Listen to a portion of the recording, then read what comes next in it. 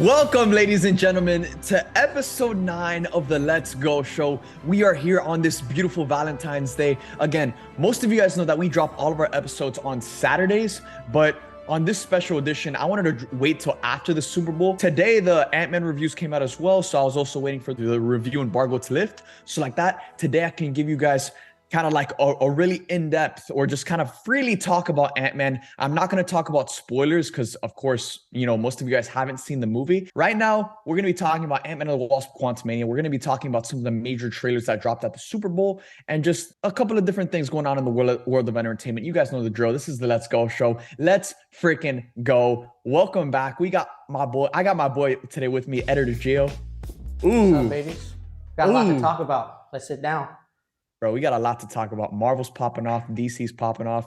Actually, I wouldn't say Marvel's really popping off, but they did drop a brand new trailer for Guardians of the Galaxy this Sunday at the Super Bowl, and I quite enjoyed that trailer. But let's start off today's show with talking about the first reviews for Ant-Man and the Wasp Quantumania. The review embargo has officially lifted, and it's confirmed, guys. As of right now, Ant-Man and the Wasp Quantumania currently holds a 55% rotten score on Rotten Tomatoes. Oof. And I believe it's the second worst rated MCU movie in MCU history. You know, the MCU has 31 films now, and Ant-Man and the Wasp Quantumania is the second worst rated film in MCU history. That is pretty crazy to say, man. Oof. But, you know, as someone who's talking about this film and has seen this film, you know, after I came into the theater from watching this movie, I definitely understood that, dude, a lot of people aren't going to like this movie. A lot of people aren't going to like this movie. I wouldn't even say I like the movie. And, you know, it is what it is. Like, I kind of said it in my Twitter review when I posted my initial reaction coming out of the theater. The best way to enjoy this movie is as an episode 1 to a greater cinematic saga. You can't really enjoy this movie as the closing of a trilogy. You can't really enjoy this movie as a standalone film. And I hate that because it shouldn't be like that. You know, MCU movies shouldn't feel like that. The MCU movies, every single MCU movie should feel like its own standalone story. And of course, you can tease to something greater, but that shouldn't be the point of these movies, you know, because, if every single Marvel movie turns out to be like this, then by the time we get to Secret Wars and Kang Dynasty, those are the only 2 movies that really count. But the MCU has so many movies on the way, and these movies should not feel like just a setup for the next. No, they should feel like their own. Once you walk into that theater, you should feel like for the next 2 to 3 hours, you're going to get a complete story from beginning to end. Arcs are going to pay off. You know, obviously, again, Marvel will always continue to set up the future and tease things with the post-credit scenes and stuff like that. But when it came to Ant-Man and the Wasp Quantumania, it felt like this entire movie was created with the sole purpose of being an episode 1 to the greater cinematic saga that they have. And, you know, it's a common thing to kind of make that comparison because the MCU has kind of become like a TV show, but for movies. Like a soap opera. Because the MCU has become that, again, that's the best way I can describe this movie, and that's the best way to enjoy it. Now, I, as a fan who's super excited to see so many things in this movie, I really wish I could say that I love this film as the closing film in the Ant-Man trilogy. But, you know, it didn't feel that way, dude. And it felt like, you know, Peyton Reed has, you know, in the lead up to this movie dropping, Peyton Reed had said that, you know, with this movie, he wanted to do like an Avengers level movie and kind of do something different from the first 2 Ant-Man films. But it kind of felt like, again, they went so big with this movie in terms of its scale that it left out a lot of the elements that made those first 2 Ant-Man movies super enjoyable and super unique amongst the rest of the MCU catalog. Like, I am a massive fan of the first Ant-Man film. I'm not a fan of Ant-Man and the Wasp. I just think that is genuinely, and this is just my opinion, I genuinely think that's one of the worst MCU movies. I found it super, super boring, and it was just a long game of tag the entire film. And there are elements to this movie where it kind of feels similar to that, you know, where it's kind of just dragging on to like a big reveal that you know is coming. But when it came to Ant-Man and the Wasp Quantumania, the thing I really wanted this movie to focus on and hone in on and really be the foundational core of this film is the relationship between Scott and Cassie. At the end of the day, when it comes to MCU films, we got to remember that these characters are actual human beings, right? Sometimes in the MCU, it doesn't feel that way because so much is going down. Massive events like the blip happen. And I wanted this film to explore, how is a father dealing with losing so much time, not having been there with his daughter, when that has been the foundational core of all of the Ant-Man movies. That was the core of the first film. The entire reason Scott became a hero was to kind of be the hero that Cassie always thought he was. So with that having been the foundational core of Scott's story, I really wanted them to focus on Scott and Cassie's relationship in this film. But this film's only priority is Kang the Conqueror and kind of building up to Kang. And we all expected this movie to be Kang's homecoming. Again, that was kind of like Kang was the big draw to this film, and he was the thing we are most excited to see. I'm super elated to say that Jonathan Majors is fantastic in this film. Kang was awesome. Kang was the best part. But we kind of already all knew that and all expected that going into this film. I thought MODOK, holy cow, MODOK was done dirty. MODOK was one of the worst parts of this movie. I mean, from a CGI standpoint, he looks pretty bad, but from a writing and dialogue standpoint, it's even worse. Like, dude, MODOK, he is written terribly in this film, and Twitter, there's some photos already leaked of like what MODOK looks like in the movie, and people are already tearing him up on Twitter. So I already knew when I watched the film, like, yo, people are gonna tear up MODOK. But when it came to the rest of the film, it felt like we still didn't really explore much of Hope. Hope is, Scott's. This movie is called Ant-Man and the Wasp Quantumania. We barely explored the Wasp in the MCU. How have we got into this point where we've seen Hope for, we've gone on journeys with Hope for the past 3 movies, and her character, she still feels so unexplored within these films. So again, when it came to the individual arcs of Scott, Cassie, Hope, Hank, it felt like all of these characters didn't really change by the end of Ant-Man and the Wasp Quantumania. They experience things, they go on a crazy adventure. Obviously they experience Kang, and that's a huge part of the story. But, what did their characters learn by the end of it? That's by the end of the story, again, no spoilers whatsoever, but I just really wish this film honed in on kind of like the emotional foundation of Scott and Cassie. Scott trying to get that time he lost with his daughter. And this film, when it came to the marketing and all of the trailers, it looked like this film was going to explore the concept of time because it's such a powerful concept. You have 2 people that can finally experience the time that they lost with the people that they love. With The Flash, it's Barry and his mom. With Ant-Man and the Wasp Quantumania, it's Scott and Cassie. So the thing is that Ant-Man and the Wasp Quantumania just didn't execute on this idea. When it comes to like my official Ant-Man ranking, like if I have to rank the trilogy, I would say the first Ant-Man movie, I love the first Ant-Man movie. That's like the best Ant-Man film. Then Ant-Man and the Wasp Quantumania, then Ant-Man and the Wasp.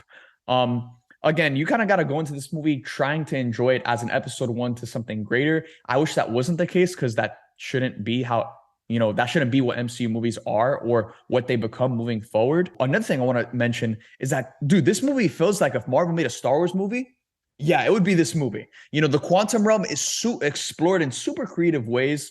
The city within the quantum realm was teased in Ant-Man and the Wasp, but now this is a movie that finally explores the quantum realm, and it does it in a really creative way.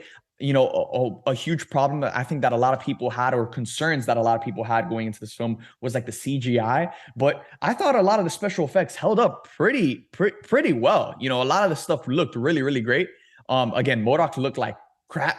There are some moments that, some shots that look bad, but for the most part, I think they did a really good job at bringing to life the quantum realm, the city within it, the characters that live within it. Again, it felt very unique. It felt very sci-fi, very Star Wars. And you'll know what I mean when you watch the movie. You know what I'm saying? And then the 2 post-credit scenes are really hype. I will say that. The 2 post-credit scenes are pretty exciting. They're both massive. They're not like gags or anything like that. But both post-credit scenes, I would say, will leave you pretty hyped when you leave the theater. So when it comes to Ant-Man and the Wasp Quantumania, I thought this was a movie that had so much more potential than it actually exercised. And I really wish that wasn't the case, man. When it comes to a lot of the more recent Marvel films, it feels like, we're kind of getting into this routine of having great concepts on paper, but then when it comes to the execution, it's like they hold back on exploring these really deep themes and stories. That was one of my problems with Wakanda Forever. It was one of my problems with Thor: Love and Thunder. And even now, it's one of my problems with Ant-Man and the Wasp: Quantumania. And this film was way more focused on setting up the future, opening up Phase 5 in a big way, than actually telling a cohesive story that is grounded in its that's grounded in its emotions. So when it came to Ant-Man and the Wasp: Quantumania, again, I like it as an episode 1, but as a standalone film that is supposed to also conclude the Ant-Man trilogy, there is nothing about this film that feels conclusive. It feels like we're definitely going to see more of Scott, Cassie, Hope, Hank, Janet. There's nothing about this film that feels like it's the ending to the Ant-Man trilogy. And I really wish that was the case. And I really wish I could say it was. Again, I hate talking about, negative stuff, guys. You guys know me. I'm like a really positive person. So I hate talking about stuff like this, but again, I always got to tearing you apart. I can see you sinking into this, bro. Dude, it's tearing me apart, bro. Because I don't want to, I don't want to say this again. You don't want to bomb there's stuff. Great. You don't want to try. There's great aspects to this movie, and I think a lot of people will have fun with this movie. But for the most part, I think we're all gonna kind of land on the same consensus that it had so much more potential. It had so much more potential, and you never want to come out of a movie thinking, damn, bro, that could have been better. So that's all I kind of have to say on Ant-Man and the Wasp: Quantumania. Now, let's move on to some more positive stuff and turn it up, man. Let's freaking go. Let's talk about some Super Bowl trailers. Let's get out of that dark cloud. Still staying on the Marvel train. Marvel dropped a brand new trailer for Guardians of the Galaxy Volume 3. This film needs to be massive. This film needs to live up to the hype. We cannot walk out of this movie and collectively think, damn, there was so much more potential there. Damn, this could have been so much better. James Gunn, I believe in you. I love what James Gunn has done with the first Guardians movie, with the second Guardians movie, with the Suicide Squad. James Gunn has not let us down yet. Holiday special? What about the holiday special? The holiday special as well. Best thing they put out in a long time on Disney Plus. Yep. Love the holiday special. Mm-hmm. And bro, that's the thing with James Gunn, is that James Gunn is such a master at balancing emotion, but also comedy. Like we know the Guardians is like a comedic franchise, but when it comes down to get serious, it gets serious. And I love how all of the marketing for Guardians of the Galaxy Volume 3 has leaned into the emotional weight that this film carries, because it's the final Guardians movie, dude. We are saying bye to all of these characters. Bodies are going to drop in this film. People are going to die. And we're not going to be able to look forward to their future in the MCU because their future ends. And I think, I've said this for a while now. I think finality and endings have become more important to the MCU than ever now. Because again, we constantly, as a Marvel fan, we're constantly always going to be in the mindset of looking forward to the future, looking forward to what's to come, looking forward to what's next. But that's why I feel like finality and endings are more important now than ever, because as Vision once said, nothing is beautiful because it lasts. Things are beautiful because there comes a point where they have to end. That's what was so beautiful about the Infinity Saga, about Iron Man's journey, about Captain America's journey, is that there came a point where we built up and we went on this journey with them and grew up with them for 10 years. And now this is the point where we finally say goodbye to them. Now, when it comes to the Guardians of the Galaxy Volume 3, this is why this film is special and it stands out amongst a lot of the other MCU movies. Because of course we're going to see more of Adam Warlock, but we're not going to see Rocket. We're not going to see Drax. We're not going to see Star-Lord, Mantis, Gamora, Nebula. This is it. This is their swan song. And that is one of the reasons. That's probably the reason I'm most excited for this movie, because it's the ending. And James Gunn ain't going to hold back when it comes to ripping our hearts out of our chests. Nah. Gio, what did you think of this trailer? Man, again, it comes back to where I said where it kind of shows too much. It did get me excited because I could tell that they're definitely going more serious with this movie just from the trailer. But I don't know. I could be wrong. I was wrong about the Quantumania trailer. Obviously, it sounds like so. I could be wrong, but I got a little more faith in James Gunn, and I don't know. I'm on edge, man. I'm on edge. I'm biting my nails, waiting for this movie. I'm anticipating. I wasn't sweating during the Super Bowl. I was sweating during that trailer. I was sweating during, like, you know what I'm saying, all those zoom ins and those and the trailer was just so intense, man. It just it put me on edge. I'm not gonna lie. Yeah, no. So when it came to the Guardians of the Galaxy Volume 3 trailer that they dropped at the Super Bowl, honestly, this trailer didn't do much for me. Because it kind of felt like just a remix of the first trailer. Just a lighthearted remix of the first trailer, because this trailer was a lot more lighthearted than the first trailer was.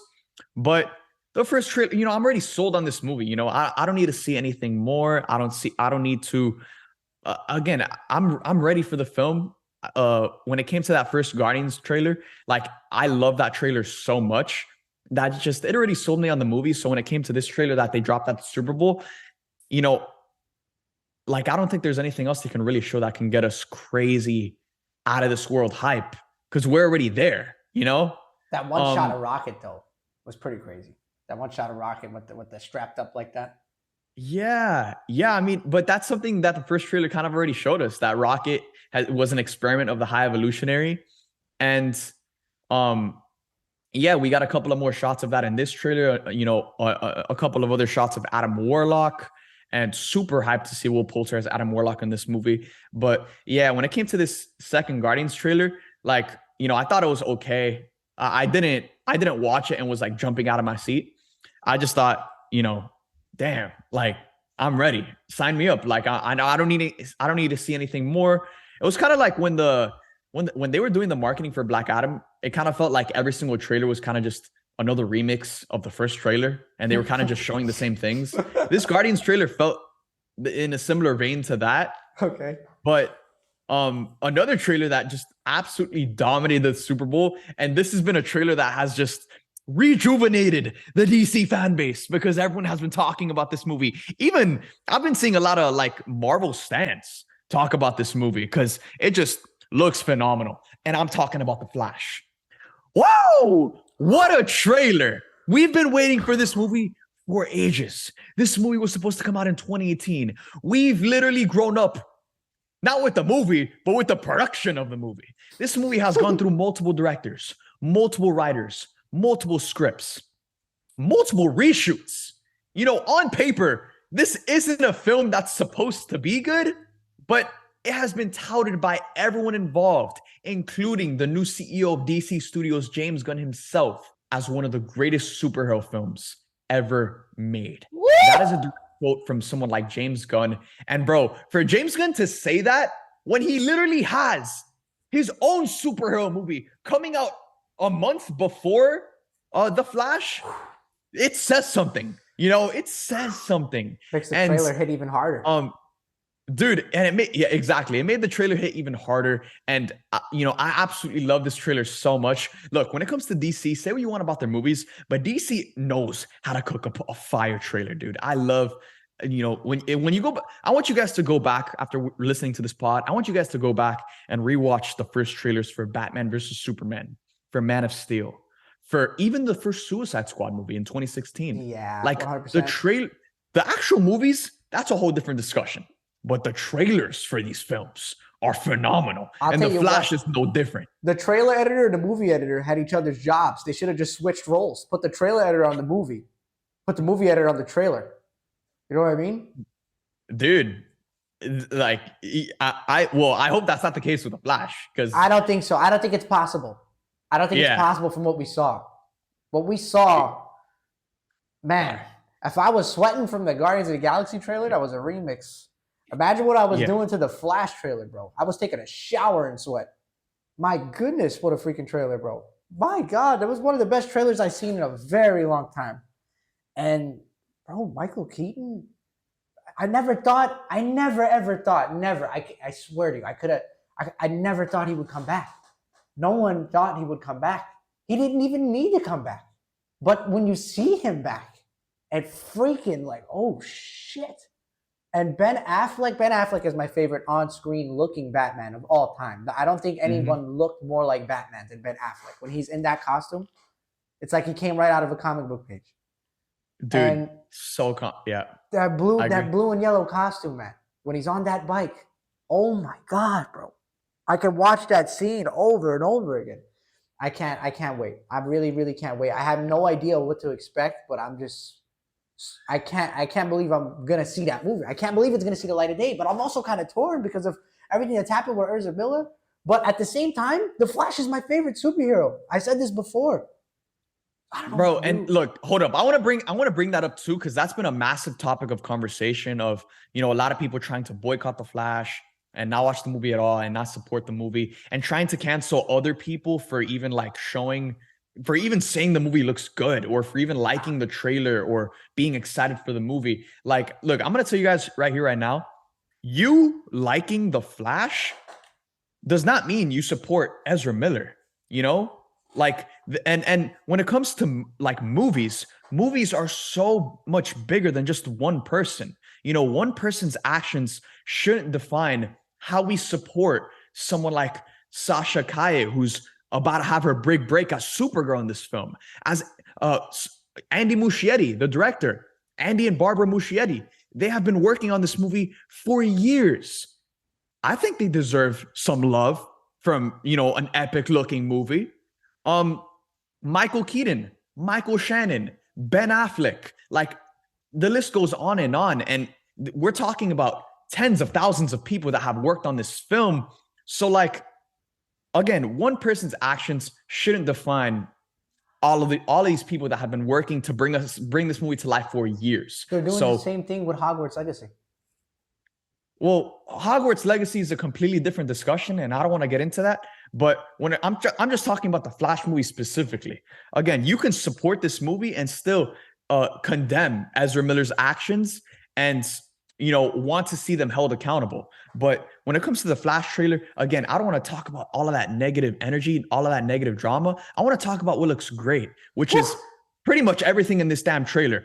I will admit there are some CGI shots that are looking a little sus, A that little are looking a janky. little iffy. But I'm hoping that they turn it around come June, because they still got a couple of months left to clean up the CGI, to polish the film, and I have no doubt that it'll look better when we actually see it in theaters than the way it looks in this trailer.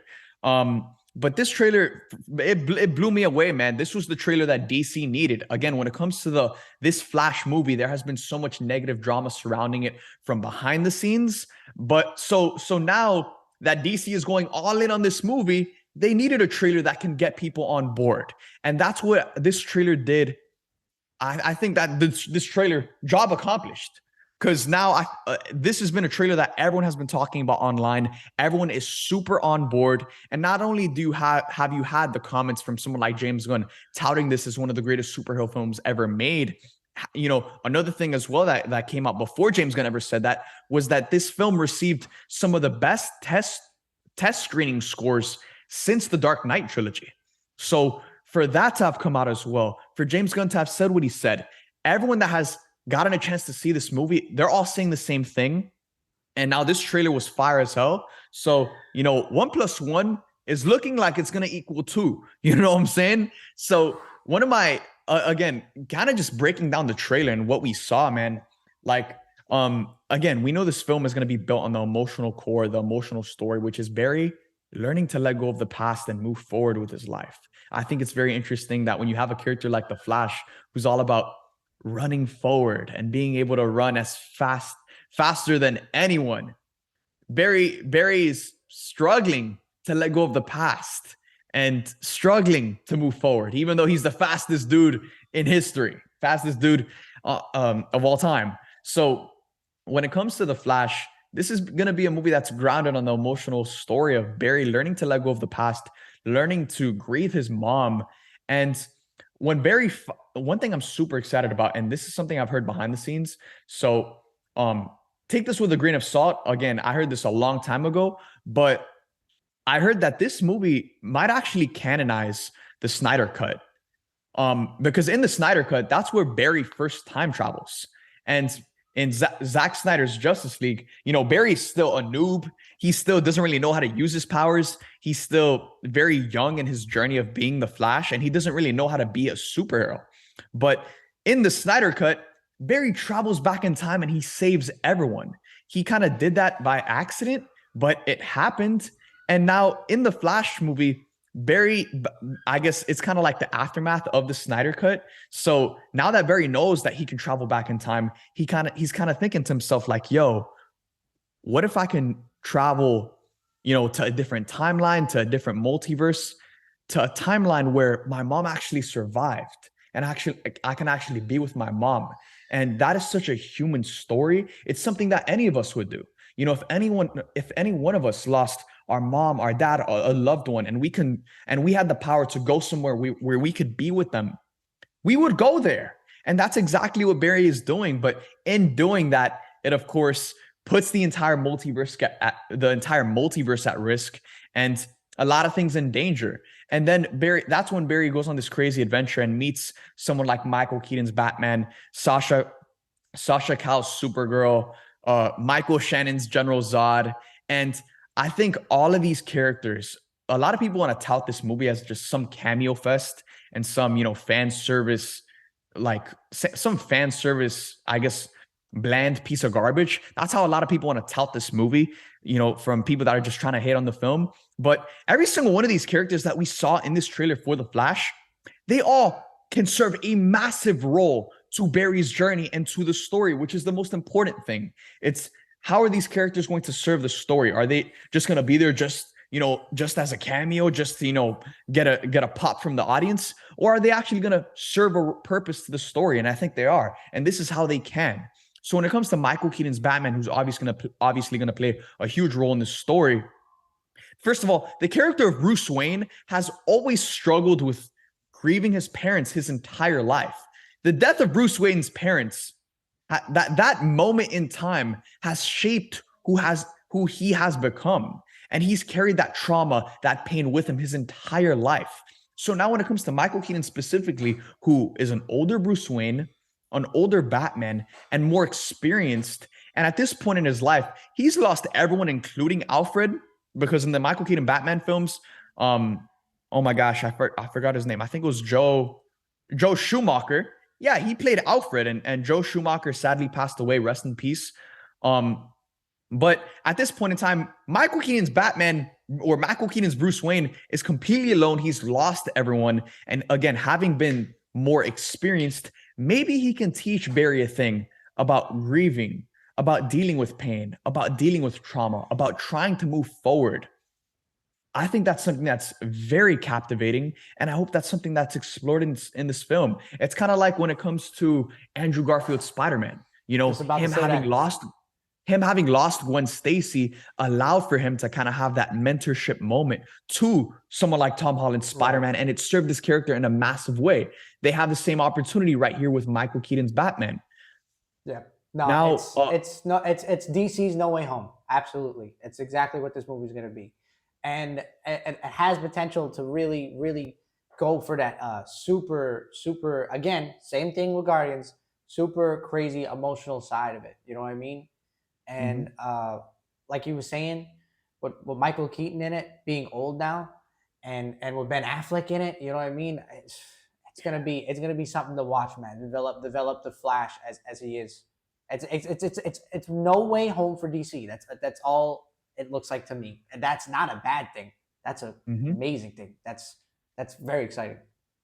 Yeah, no, for sure. I agree. So like, we obviously have the Michael Keaton's Batman side of things, but then when it comes to another massive character who, she's the one who stole this trailer for me. She had so many great moments in this trailer. Sasha Cal's Supergirl. She was fantastic in this trailer. And I think narratively speaking, this is how I think how her character is going to fit in this movie and serve Barry as a character. So in this timeline that Barry travels to, where everything is at risk and Zod is invading Earth again, Supergirl spent her whole life in captivity, being experimented on by the government. So on the flip side of things, I think she can be, I guess, positioned as a character who has never had anyone to lose, because she's never had the opportunity to love anyone because she's been held captive her entire life. Obviously, you have her entire Krypton backstory and all that stuff, but they can kind of position Sasha Cal's Supergirl to be kind of like what Vision was to Wanda. You know, Vision in WandaVision said this beautiful line where he said, "I've always been alone, so I've never felt the lack of. It's all I've ever known." So when it comes to Barry's journey of, you know, learning how to deal with the pain of losing his mom, he can look to Sasha Cal's Supergirl and she could show him like, you know, I've never had to grieve someone because I've never been able to love someone. And as Vision once said, you know, it's like one of the most popular MCU lines. What is grief if not love persevering? And I think that's a beautiful aspect as well, because you have Michael Keaton's Batman teaching Barry, because he's actually been through it as well and he's lost people that he's loved. But you also have the flip side of it. You have Sasha Cal's Supergirl, who's on the other end of the spectrum, and she's never really, again, since she's grown up in captivity, she really hasn't had anyone to lose or to love. Now, on the other side of things, we also have General Zod. And bro, seeing Michael Shannon as General Zod in this trailer was so freaking badass, bro. Because you guys know I am a diehard stan of Man of Steel. I love, love, love Man of Steel. And I think Michael Shannon is one of the best castings in a superhero movie as like a villain. He was great Like as General Zod. Zod is one of the best just He was great. menaces Yeah, he in was good. superhero films. Very good as Zod. So yeah, Michael Shannon is fantastic as General Zod. And in a film like this, like he fits in perfectly because him and Barry want the same things. You know, General Zod has always been a character where he's just trying to save his people that mean everything to him. You know, in Man of Steel, he says this line where he's talking to Superman after everything has been destroyed and he's essentially lost this war, where he says, these again, don't quote me on it, but he says, "These people were my purpose, and now I have no purpose." So, in a similar way to Barry in this movie, where Barry is just trying to save his mom, Zod is just trying to save the Kryptonian race, and that means everything to him. So, Zod can kind of be the warning to Barry. He can kind of teach Barry what not to be. I'm not saying that General Zod is going to have a redemption, but he can kind of be just like the extreme of the path that Barry is heading down, which, you know, leads to dark things. Zod never being able to let go of the past is what ultimately led to his demise. And if Barry doesn't do the same, it's going to lead to his demise as well. Now, finally, we know through a ton of like Funko Pops and just pieces of marketing and promo material that the big villain in this movie is going to be Dark Flash. Now, as a Flash fan, I gotta say, I really wish we would have gotten Reverse Flash in this movie, because Reverse Flash is obviously a massive part of the Flashpoint story. But I will say that I completely understand the bigger vision here. I completely understand the vision that Andy Muschietti, that the writers, I completely understand the vision that they're trying to accomplish. And I think having a bad variant of Barry be the big bad of this movie is very clever, and it serves the story. It really does, because what it is, it's an external visualization of an internal conflict. Again, the big villain of this movie is Barry dealing with his trauma and Barry dealing and trying to let go of the past.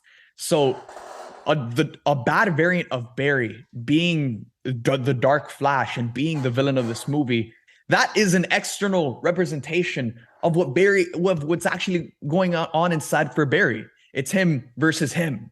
And that's what it's always been. So I think that's also very clever. And, you know, when it comes to this movie, there's obviously going to be a lot of Man of Steel elements to it as well. And I kind of like that. This is the movie that's going to end the DCEU, but it's ending the DCEU by bringing it back to where it all started, which is Man of Steel. And again, there's that element of it as well. But again, it also everything that I've just talked about, it's all serving Barry's journey, Barry's story arc. And I really hope this is going to be a movie that we all go into and we all watch. And by the time we walk out of it, we're going to be able to say, dude, that was everything we wanted and more. They did not hold back from the emotional elements. They did not hold back in terms of, you know, the action and the scale and the weight of the story. So Dude, I am gassed for the Flash. That trailer was freaking incredible. And Gio, were there any other standouts from the trailer for you? Obviously, we had Ben Affleck's Batman in there as well, and it's pretty awesome to see Ben Affleck finally getting to say goodbye to this character. Because Proper closure. before this, we knew Ben Affleck wasn't going to play Batman anymore, but we never thought we would see him again.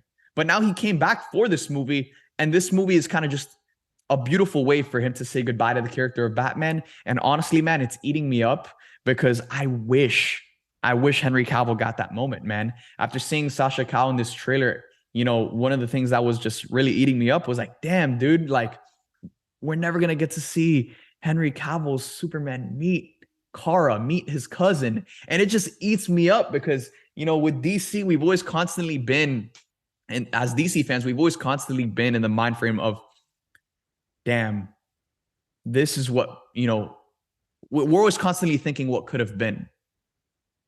And it sucks because that has been our mentality. I mean, look at the freaking shirt I'm wearing. For those of you that are listening through iTunes and Spotify, I'm wearing a Zack Snyder's Justice League shirt. We all watched the Snyder Cut. We all loved it. But by the end of it, we were like, damn, this is what could have been, bro. And we've been in that mind frame for years. And even after watching this trailer, man, and seeing how amazing Sasha Calle's Supergirl was, it's like, damn, bro. I wish Henry got to say goodbye to Superman the way Ben Affleck is going to be able to say goodbye to Batman in this movie. I don't know. I feel like there's still a lot they didn't show us. I don't know. I could be wrong. Most likely am, but I can. No, for sure. I can. For sure. I mean, there's still. I'm pretty sure there's still some massive characters that are going to be in this film. Yeah. That just haven't been revealed because again, this was just the first trailer. The movie comes out in June, and if this trailer was kind of like positioned as a like, yo, here's Michael Keaton. And by the way, being able to see Michael Keaton's Batman do things that were not possible when he played the character 30 years ago, when he first played the character as Batman, being able to see him like fly, soar, just kick ass in a completely different ways. It was freaking awesome, man. And hearing the Tim Burton theme, hearing him say, I'm Batman. Like, bro, as someone who grew up watching those Michael Keaton Batman films, the Christopher Reeve Superman films, bro, it warmed my heart. It turned me back to being a little kid again, man. Like, that was so freaking awesome. And I think it's actually going to bring a lot of like OG DC fans back, being able to see the original Batman that Michael Keaton made so popular. So, yeah, dude, yeah, love this trailer. Gio, you have anything else that you want to say regarding the Flash? Anything else that stood out to you? Bro, you said it all. I don't know what else to say. Just give us this damn movie and buy me a ticket. Ready. Buy me a bucket of popcorn. Buy me a ticket, sir, because I'm freaking pumped. My ass is shaking. My stomach is shaking. I can't wait no more. Give me the I also feel like we should address this. There have been a lot of rumors going on within the past week or so that George Clooney is going to be in the Flash movie and he's going to be the DCU Batman.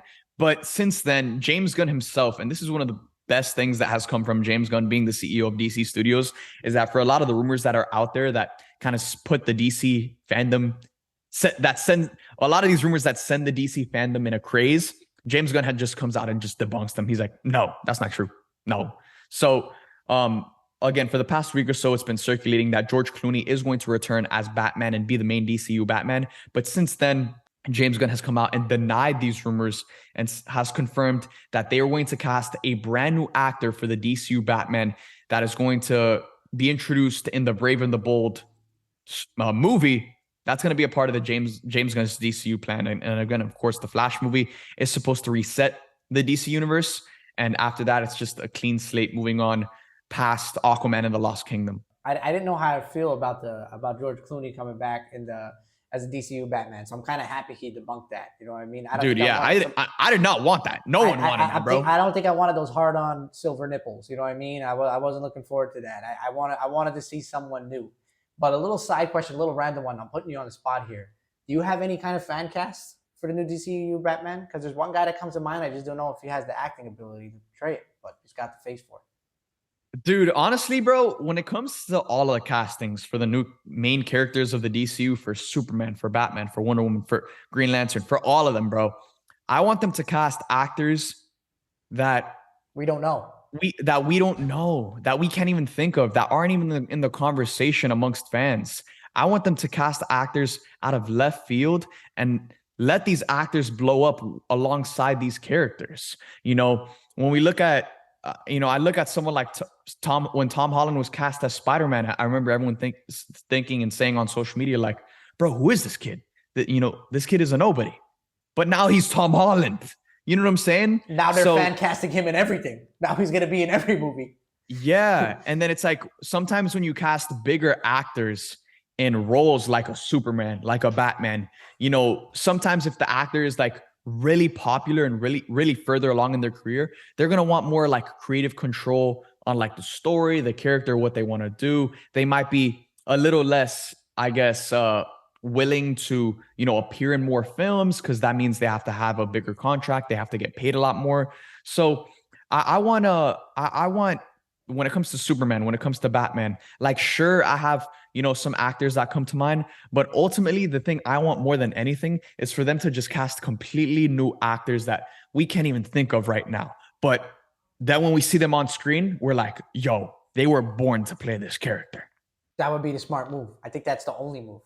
Don't give us people that we know, because you know what I mean? Look, we don't and want guess that. what, bro, and guess what, bro? Like, dude, I grew up loving Christopher Reeve. I grew up loving Brandon Routh, Tom Welling.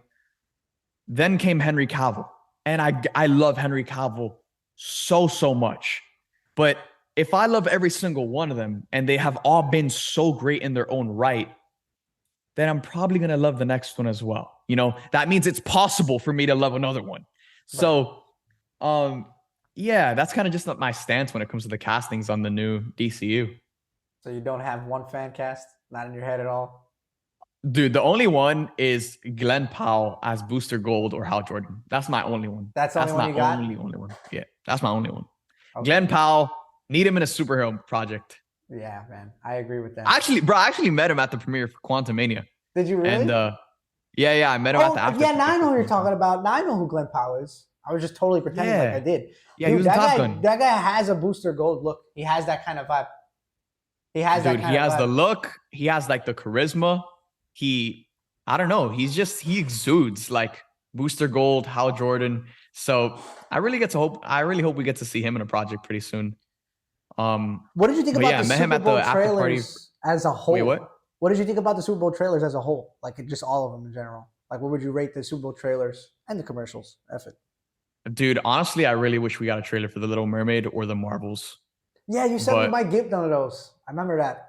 Yeah, they were rumored, but then at the last second, it was kind of just revealed that Disney wasn't moving forward with trailers or spots for those films. But yeah, I mean, my only takeaway is The Flash, dude. Like, that was the one that stole the show. Yeah, obviously, that was the one I was excited for too. There was Indiana Jones. There was Indiana Jones was another one, but I'm not an Indiana Jones fan. Like, I never grew up. I never watched the Indiana Jones movies. Only one I watched. I know a lot of people are gonna cook me for that. Yeah, the only one I watched was the one with Shia LaBeouf. That was the only one I watched. Yeah. And that's supposedly the worst one. I've never been a diehard, or I've never been a fan of the Indiana Jones franchise. I just never grew up with the franchise. I never watched the movies. I'm sure they're fantastic. I'm sure a lot of them are fantastic. Raiders of the Lost Ark, I know a lot of people have touted that as like one of Spielberg's best. But yeah, I mean, I hope it's good. I mean, look, before we get expensive as hell, bro. Yeah, 100%. And before I get flamed for it, I can't speak for you. Before I get flamed for it, nobody rock me, because I'm gonna watch them.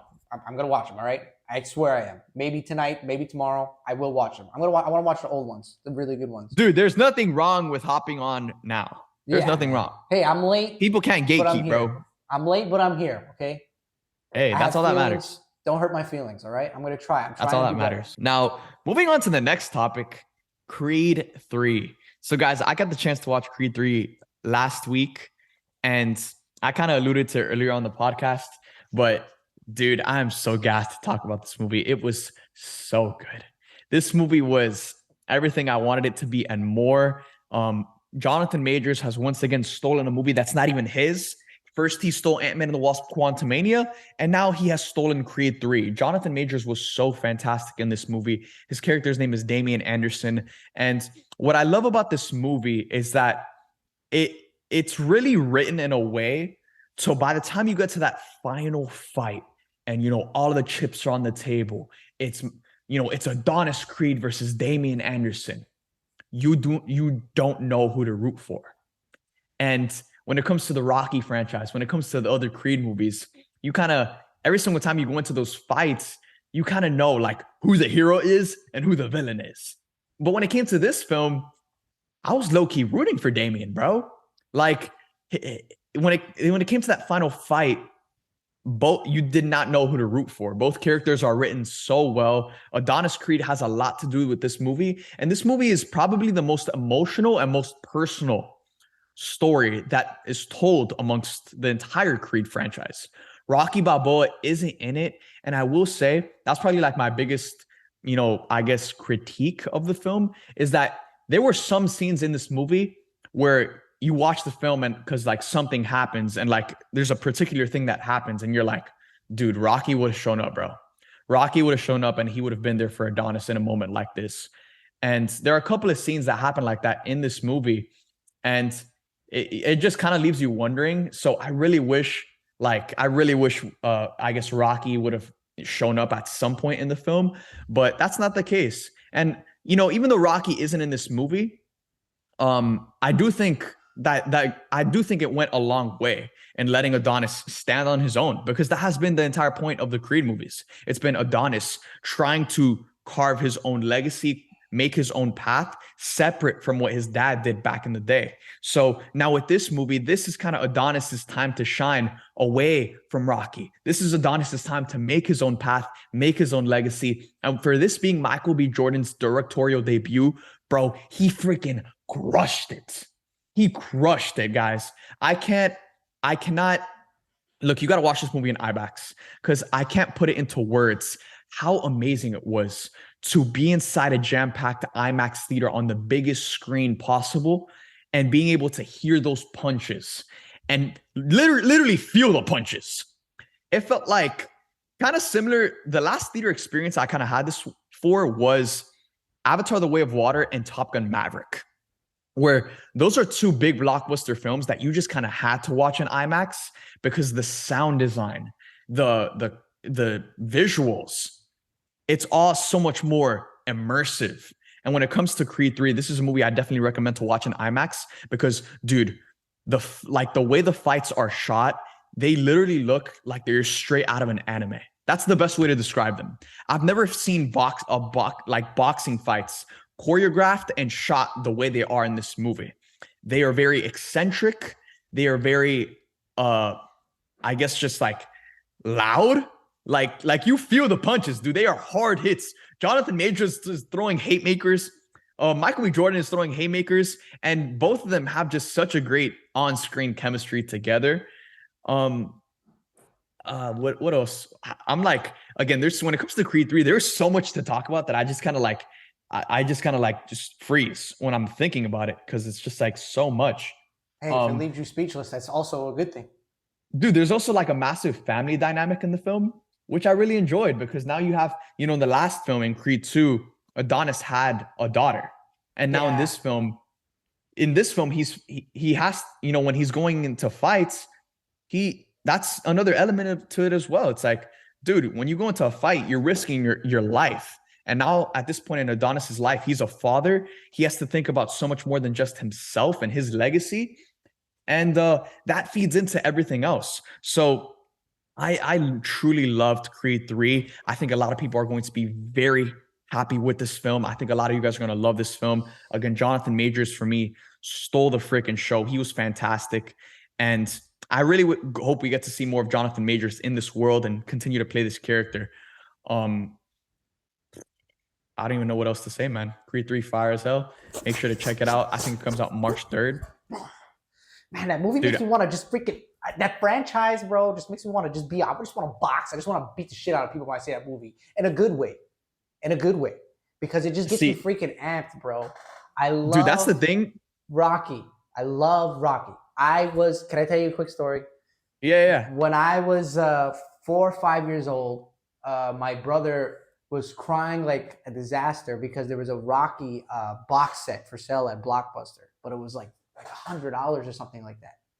And my father said no, but it was like he was going crazy. So he went back, he got the Rocky box set, and we stood up all night watching all of them that was out at the time. I think it was like the last one was at the time was the one with Rocky Five with Tommy, that Tommy Gunn. Yeah, yeah. Bro, I fell in love with Rocky that night. So then I went, and that Halloween I was like, all right, I want to be Rocky. I got to be Rocky, right? But my family at the time, like there wasn't these cool ass costumes that you can get for kids like you can now. Like you could be Mario, you could be Sonic. You couldn't be that when you was a kid. So my family had to make the costumes. So they made me this fake ass Rocky costume. I went to my school's Halloween party, took over that bitch. Everyone loved my shit, right? Now they go and they do this mummy wrap contest, right? And if you get wrapped in the toilet paper fast enough, you win. I don't know what you win, but you win, right? So I won. They start playing the Rocky theme song for me because I won. Oh. The DJ had it on cassette. He had it. Bro, he let that shit rip. He blasted the bass. I could have swore to God. I was like, okay, this is it. I'm going to be Rocky Balboa. This is my life legacy. I'm going to be Rocky Balboa. So yes, Rocky Balboa and that whole franchise is amazing. But it's very rare, Matt, to say that you got to see both like reboots, like a franchise reboot, like what happened with Star Wars, and you know what I mean, like where there's one generation to the next, and both of them kick ass. That's very rare. That actually almost never happens. So for both of them to be good, like the reboot Creed and the Balboa, to both be amazing like that, just blows me away. I am super duper upset about Rocky not being in it, but at the same time, it's a good thing though. Because like maybe we need to kind of, because Creed is good at that. Michael B. Jordan's good enough to be on his own. You know what I mean? Especially with Jonathan Majors. So maybe we needed that. I was already hyped for this movie. I edited your reaction video, pissed my pants, couldn't believe how much you enjoyed it. Because I knew, because we have a very similar taste in movies. So I knew if you liked it that, I'm like, all right, that means I can't wait. And then I seen the trailer and I'm just like, oh my God, bro. Like, that movie is gonna knock me on my ass, man. It's gonna make me want to be Rocky Balboa again. I'll be honest, dude. After watching it, bro, like I mean, I already knew this was going to happen before I watched the freaking movie. I was already preparing. Like once I watch this film, I'm going to come out and train to be the boxing world champion. That's why you've been at the gym so much. That's why you've been at the gym. I mean, I've already been on the gym grind, but now I've been throwing in some boxing in there. And I love boxing. I love mixed martial arts. And this film just, it added fuel to that fire. Okay. This was another thing about this film as well. So Creed 3, unlike Ant-Man and the Wasp Quantumania, Creed 3 did a fantastic job of closing out the trilogy, of telling a standalone story, but it also sets up a future. I'm not going to say what that is. Y'all will have to find out come March 3rd. But Michael B. Jordan has already confirmed that there are plans to do a Creed 4 and maybe even potential spinoffs of the franchise. Absolutely. So this movie does tease the future. It does clearly plant those seeds, and you kind of know where they would go with the story if they were to continue the franchise. But if they choose to never do that, if they choose to just end it here, it makes sense. And it's a beautiful ending to the trilogy. And I wish that, that's something we could have said for something like Ant-Man and the Wasp Quantumania. That's what I wanted from a movie like that. But unfortunately, I can't. But that's why you got Creed 3 in theaters March 3rd.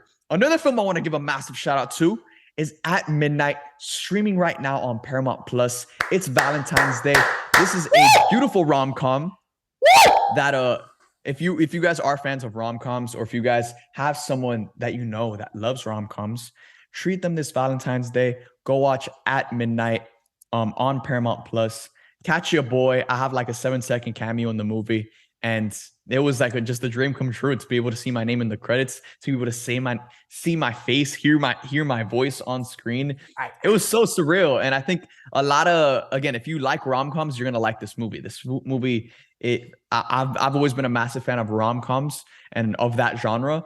So for me, like just watching this movie as a fan, like it fulfilled all of my rom-com needs. It was funny, it was heartfelt, it was wholesome, it was interesting, and it kept me engaged. It was paced really, really well. It was shot in Mexico, and the colors of the film, the color grading, the transitions, some of the sequences are really, really freaking beautiful. And I had such a great time with this movie, and I think a lot of you guys will too. So at midnight on Paramount Plus right now, make sure to check it out. And with that being said, we're going to close out today's episode of the Let's Go Show. Again, make sure to interact and stay tuned for our next episode dropping on Saturday. So thank you guys for tuning in. Shout out iTunes, shout out Spotify, shout out to the YouTube fam. I appreciate y'all. I love y'all 3000, and we'll see you guys on Saturday. Let's